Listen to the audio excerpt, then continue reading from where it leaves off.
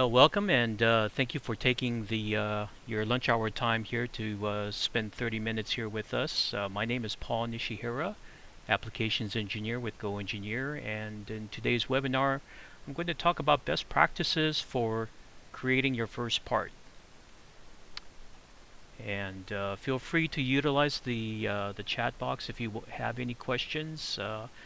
As far as the webinar goes, it'll probably be about 15 or 20 minutes going through the PowerPoint slide, and it's got a lot of great information as well as in SolidWorks. And then towards the end of the session, if you have any questions, feel free to type them in, and I'll do my best to help out. All right, so let's go ahead and begin. So, with any part creation, we have to start with a workflow process. And in this situation, my design intent is to create a set of quote-unquote soft jaws for this machine vise that I have right now. The stock jaws that are on here, it is of hardened steel, and what I'd like to do is create a set of aluminum jaws. And the aluminum jaws, they're going to actually house this cylindrical part. It's about 3 inches in diameter, and I'm going to machine a little slot here at the top, and then there's a little set screw down here at the bottom. So as we're going through SolidWorks, the first thing I'm going to do is choose an appropriate template, and in this situation it's going to be a part template. And then we'll go ahead and create a sketch, create a feature, and then edit the sketch or the part feature if need be. And then to wrap things up, I'll talk about the summary of best practices, which affects both the sketch and the feature. So there's a couple things to talk about regarding sketching fundamentals, and this is things that I've come across just with my past experience inside SolidWorks. I've been a user since the early 2000s, more so on a daily basis, probably since like 2007, 2008 time frame. And also our interface with the customers. You know, there's a lot of questions that customers have, whether they have issues with their part or their sketching. And what I've done is just taken a poll of all of the relative issues and kind of came up with sketching fundamentals.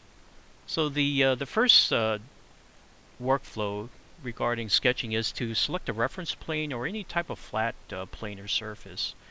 Once that's situated, then we go and jump into creating a new sketch.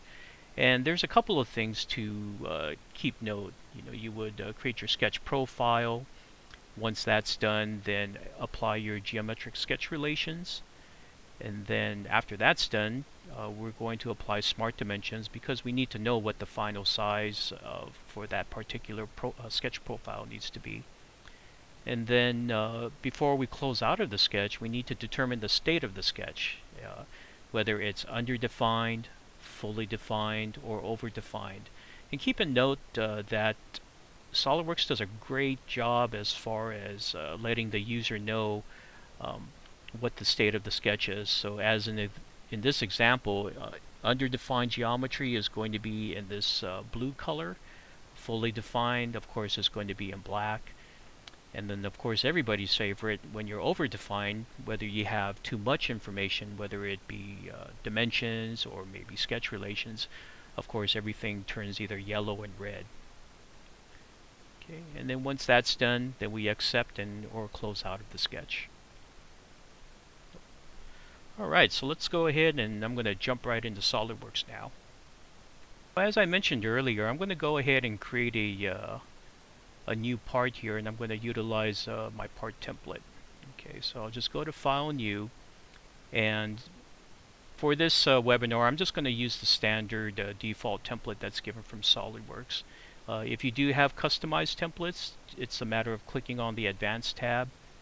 And then in this one, I have a series of training templates, and I can pick and choose whichever ones that I want. But as I mentioned earlier, I'm just going to go with this default template setting right here. So we'll click on OK. All right. So just a brief roadmap as far as the SolidWorks environment. Over in this area right here is what we call our feature manager tree. This is going to house all of our information, whether we create sketches or part features, if we want to apply different materials, maybe different appearances, things of that nature, and all of that information is going to be housed here. Up here over at the top, we have 3 different tabs, and again, this is as loaded from the default installation of SolidWorks. We have Evaluate if we ever wanted to interrogate information from our part, our Sketch tab, and then the Features tab. Okay, so to begin with, I'm just going to highlight all of these planes right here in my origin point. So we have a couple of different choices. We can start on the front plane, the top plane, the right plane. And if you notice at the intersection of all those planes is our origin point. This is always going to be fixed in space, okay, inside of the SolidWorks environment. So what I want to do is actually build a little bit of symmetry inside of this particular soft jaw. So I'm going to go ahead and select the right plane, make it active, go to my Sketch tab, and then create a brand new sketch. Okay. Once you do that, a couple things is going to happen. Now you're going to be looking normal to the right plane. You can see that in the upper right corner we have our sketch confirmation.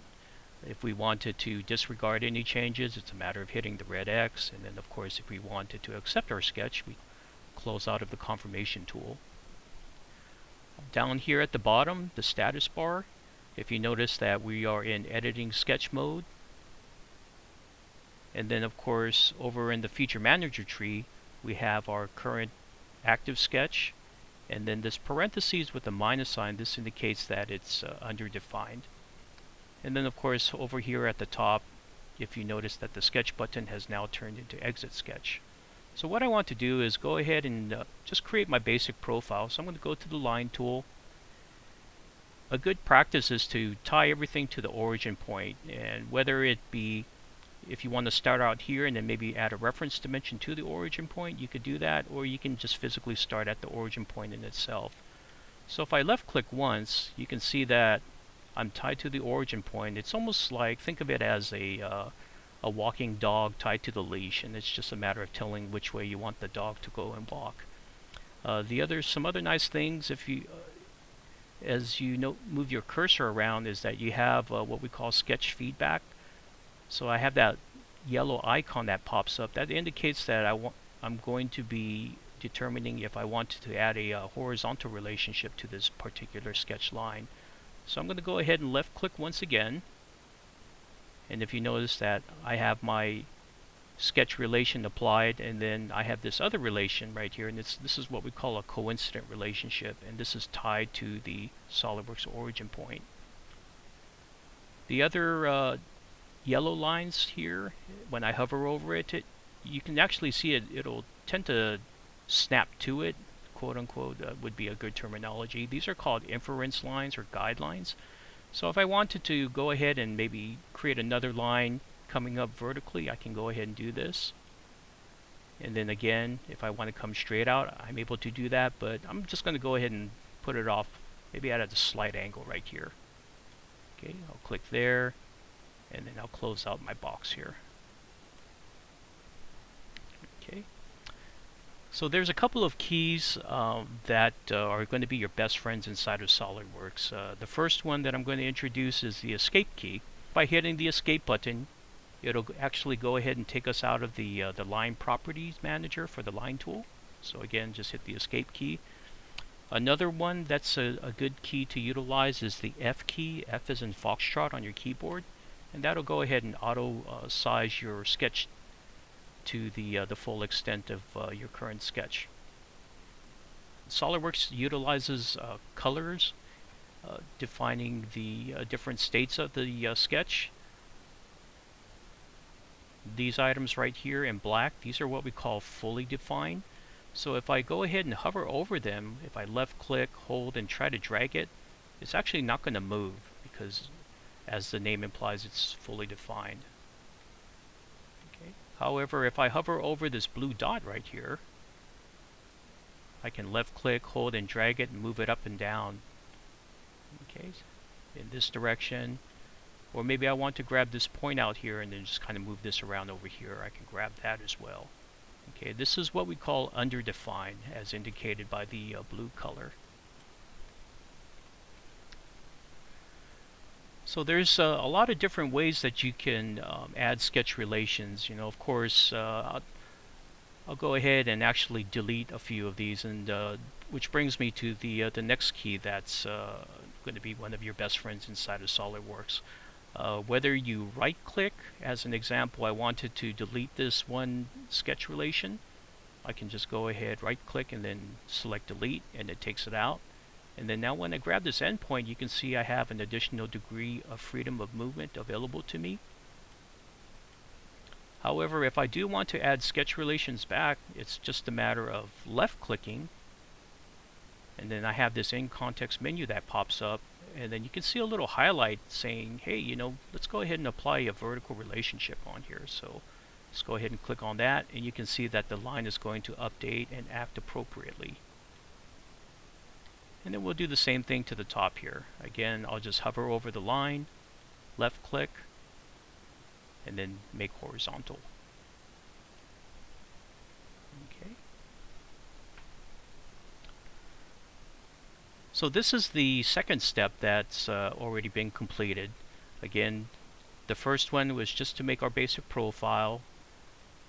Next, we would add our sketch relations as indicated in green. And one of the other nice things I did want to mention is that for 2017, SOLIDWORKS did a really nice job as far as determining if you have a closed sketch, and that's indicated by this shaded sketch contours command right here. If you're ever curious on where you want to find it, up in this search field button, if you hit the W key, actually let me go back over here and go to the search commands function right there. There we go. And then you can always type in shaded sketch contours, and then it'll go ahead and show you where the command is at, whether you want to activate it or if you want to physically see where it's located at. And because it is inside of the Windows environment, if you ever wanted to utilize this command, just simply left click, hold, and then just drag it onto the command manager.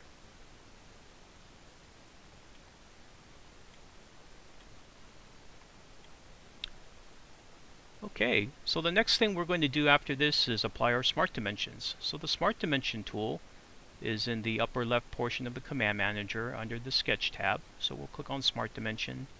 And I did a little bit of reverse engineering on the hard jaws for my vise. What I wanted to do is make it 3 inches tall, so it's just a matter of hovering over this line right here. So we'll left click to select it. We're going to left click again to place it and bring up the modify box, type in our given value, and then let it update. Okay. One thing that I like to do, and this is just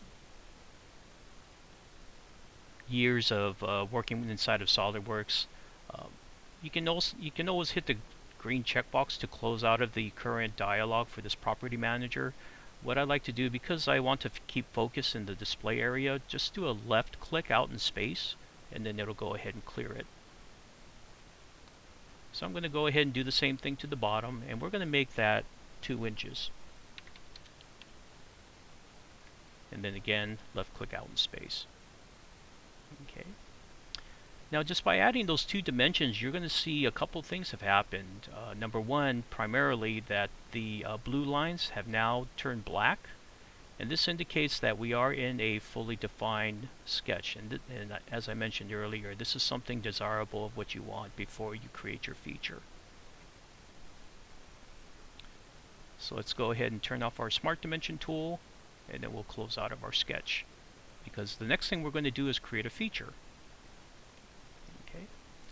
So the Features tab, it's right next to the Sketch tab, just a matter of highlighting features, and then you have a lot of different choices that you can utilize for this particular sketch.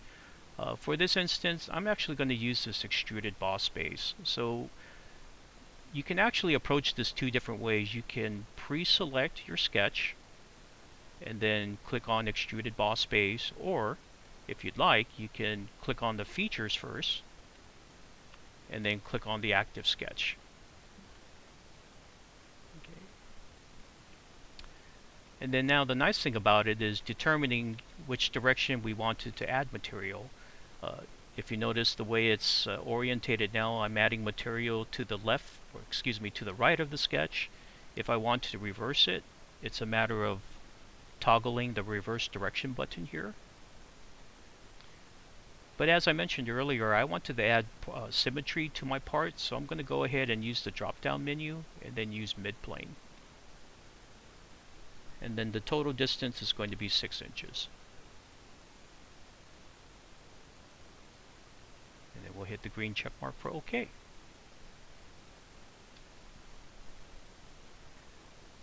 So next, if you notice that you do have a highlight of that one sketch that we have, it's just a matter of left clicking out in space to unselect it, and again hit the F key to resize it.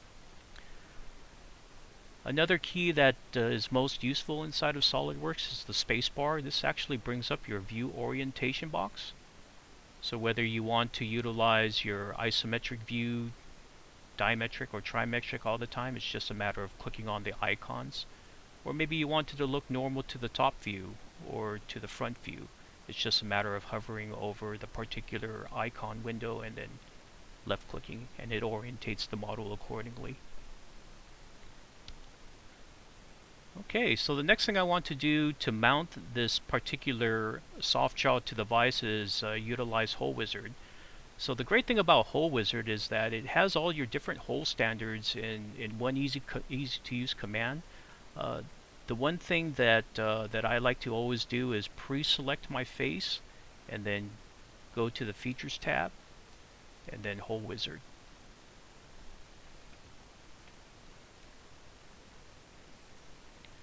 It is going to be utilizing half 13 socketed cap screws, so I'll go ahead and use my counterbore feature.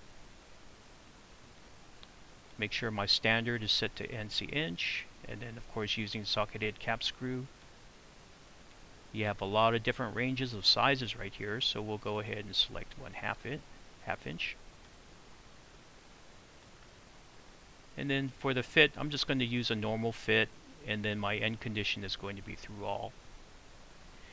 One of the other great things about the Hole Wizard is actually broken down into two different tabs. You have what kind of hole that you want and where do you want it. So since we've already determined what kind of hole we want, now we're going to go to the Positions tab and tell where do you want it. The thing with Hole Wizards is that it actually puts you into the point command. If you notice, you're back into the sketching command manager, and then you can see this point command being active.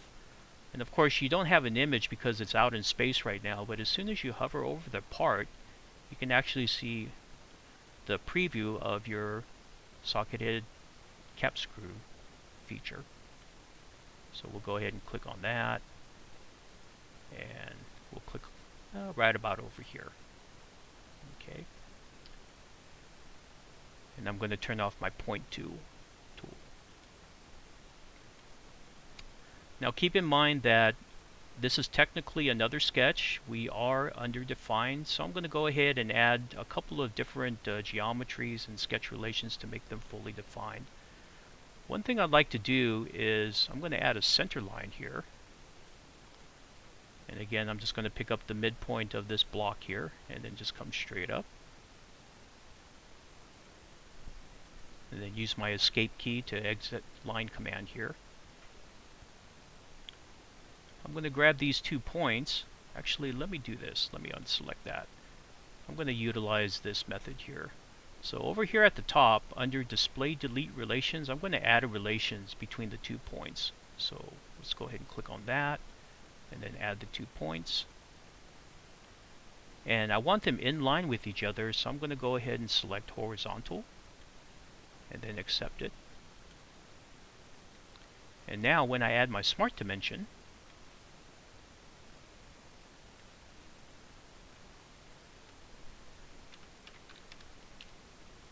you can see it'll go ahead and keep in line with each other.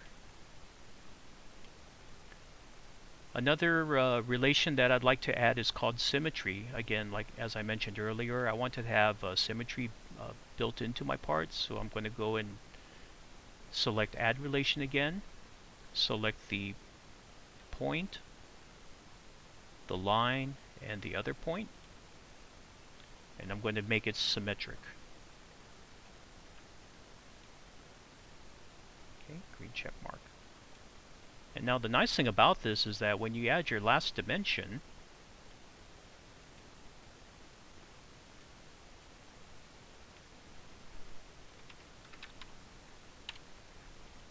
it'll go ahead and equally spaced about the vertical construction line. So once we're done with the whole wizard, let's go ahead and hit the green check mark. And again, spacebar. And we'll go ahead and take a look at the isometric view just to see what it looks like. Alright, looks pretty good there. Now if you recall, I am holding a cylindrical part, so I'm going to cut a little V shape here on the side. And again, I'm going to utilize some symmetry inside of my model, so I'm going to select the right plane, create a brand new sketch, go to my line tool, and then just do a simple triangle right here.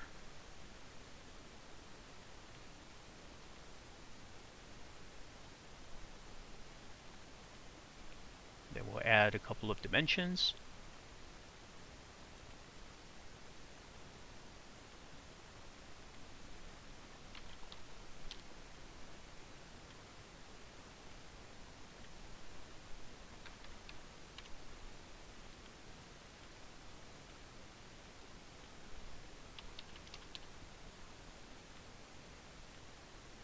And we'll make this fully defined.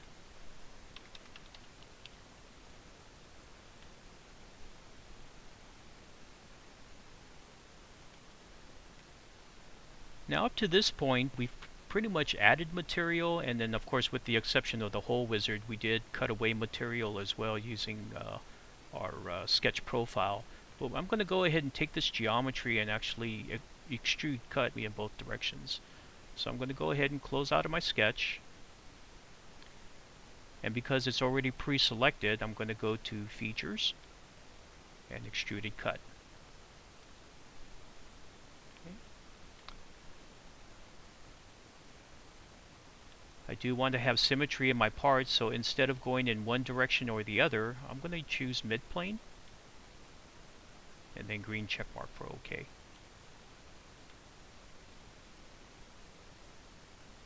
Alright, looks good. And of course with the exception that I'm going to go ahead and have to edit a feature right here. Which actually leads me into the next thing. So there's going to be times where you want to keep existing features or sketches, but you want to actually edit them. So this is a great example to do so. So one of the techniques that I like to do is, rather than hover over the actual text of what you wanted to edit, whether it's the feature or if you expand it open and you wanted to edit the sketch, I like to just hover over the icon itself. So if I left click, there's this icon right up over here in the upper left portion. It's called Edit Feature. Let's go ahead and click on that. And it'll actually bring you back into that existing feature, and you can make the appropriate changes as needed. So what I'm going to do is utilize a custom sizing here, and then my counterbore depth, I'm going to go a little bit deeper here because the hardware that I have in my shop, it's a 1/2 inch 13 and it's 1 inch long total socket head cap screw. So I'm going to go ahead and just go a little bit deeper right here. Hit OK and let the part update. Alright. And then of course, last but not least, if I'm ever curious of what the weight is going to be, I'm going to go to Material, and then we'll just go to Edit Material. We'll go to Aluminum Alloys, and then I'll utilize 6061.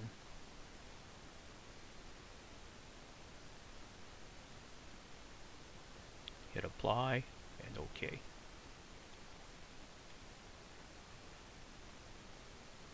And now the great thing about this is that if you're ever curious on how heavy this component is, it's a matter of coming to the Evaluate tab, Mass Properties, and we can see that just as a snapshot, it's roughly about 2.84 pounds, which is what I had expected for this one particular soft jaw here. Okay. Now the great thing about this is that because we have a fully defined sketch, we've added all of the appropriate feature information.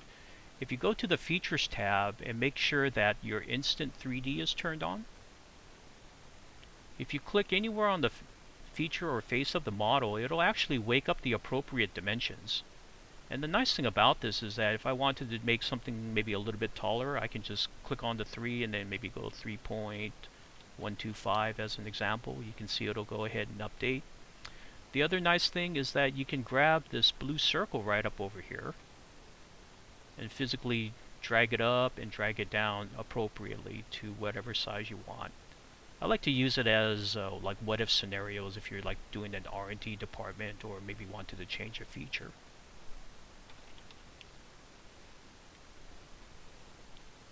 So go back to spacebar and then isometric view.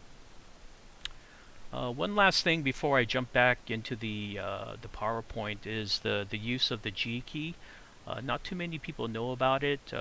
If you're tired of zooming in and zooming out all the time, what you can do is, let's say I wanted to hover over this one feature, just put your mouse there, type in the G key, G as in golf, and it'll actually bring up a magnifying glass, and you can actually zoom in and zoom out and then make any appropriate edit changes. The other nice thing is that as you move your mouse around, your magnifying glass will follow the extent of wherever your mouse travel is at. So if you wanted to just kind of see things as a snapshot through the magnifying glass, it's just a matter of moving your mouse out accordingly. And then of course our favorite key to utilize if we wanted to exit out of the command, the escape key. Okay. So over the years, I just came out with a summary of best practices for your sketch and features. The main thing, it's really just common sense. You know, keep your sketches simple. Always make use of the origin in your first sketch, whether you tie it directly onto the origin or maybe using a reference dimension to the origin. Use the first sketch of a new part, and it should represent the main profile of the part. Here again, you want to try to capture as much information with that first given view as much as possible. Drawing it to approximately to the right scale to prevent any errors or any kind of geometry overlap. Of course, fully define your sketch. Use geometric relations wherever possible to maintain your design intent.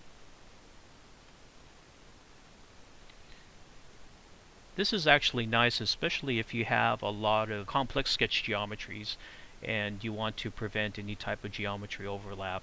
Basically start from the closest or the smallest first and then work your way out to your outer or larger geometry. And then utilizing relations, equations, and global variables to reduce the number of independent dimensions. Taking advantage of symmetry and patterning. Fix errors as they occur, and of course always be flexible. Again, I want to thank you for spending 30 minutes here with me during your lunch hour. Feel free, if you do have any other questions that may pop up, you know, during the afternoon or maybe sometime next week or something at a later date, you're always welcome to email me directly. And just want to thank you for taking the time to view this webinar, and have a great day.